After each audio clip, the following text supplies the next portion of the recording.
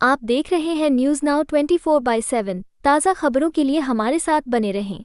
स्वतंत्रता दिवस के अवसर पर लाल किले की प्राचीर से देश को संबोधित करते हुए प्रधानमंत्री नरेंद्र मोदी ने कहा, भारत आज समृद्धि की ओर तेजी से बढ़ रहा है, लेकिन ये यात्रा सुरक्षा और स्थिरता से जुड़ी हुई है। उन्होंने बताया कि पिछले 11 वर्षों में केंद्र सरकार ने देश की आंतरिक सुरक्षा को मजबूत करने पर विशेष ध्यान दिया है। नक्सलवाद का उल्लेख करते हुए प्रधानमंत्री ने कहा, एक समय था जब 125 से अधिक जिलों में ये समस्या फैली हुई थी, जिसके कारण बड़ी आदिवासी आबादी खून खराबे और हिंसा से पीड़ित थी। कई आदिवासी परिवारों को वर्षों तक कष्ट सहना पड़ा और विकास की दौड़ से वे दूर हो गए थे। लेकिन सतत प्रयासों और सुरक्षा बलों की दृढ़ कार्रवाई के परिणाम स्वरूप नक्सलवाद का दायरा अब घटकर केवल 20 जिलों तक सीमित रह गया है। प्रधानमंत्री ने विशेष रूप से बस्तर का उदाहरण देते हुए कहा कि आज यह क्षेत्र नक्सलवाद से मुक्त हो चुका है। यहाँ के लोग अब भयमुक्त होकर खेलकूद और सामाजिक गतिविधियों में भाग ले रहे हैं।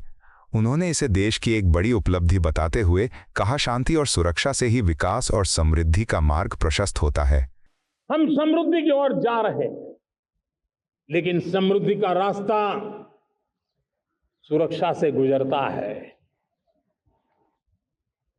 पिछले 11 वर्षों में राष्ट्र सुरक्षा, राष्ट्र रक्षा, राष्ट्र के नागरिकों की रक्षा, इन सभी मोर्चों पर हमने पूरे समर्पण भाव से काम किया है। हम बदलाव लाने में सफल हुए हैं।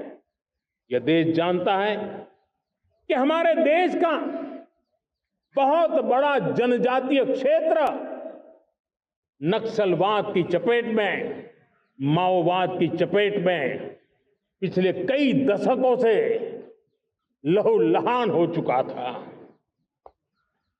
सबसे ज्यादा नुकसान मेरे आदिवासी परिवारों को हुआ। आदिवासी माताओं बहनों ने अपने सपने के होनहार बच्चों को खो दिया। नौजवान बेटे गलत रास्ते पर खींच लिए गए, भटकाए गए, उनकी जीवन को तबाह कर दिया गया। हमने फौलादी हाथ से काम लिया। एक समय था कभी 125 से ज्यादा जिलों में नक्सलवाद अपनी जड़ें जमा चुका था। माओवाद की चंगुल में हमारे जनजातीय क्षेत्र, हमारे जनजातीय नौजवान फंसे हुए थे। और आज 125 जिलों में से कम होते होते हम 20 पर ले आए हैं। उन जनजातीय समाज की सबसे बड़ी हमने सेवा की है।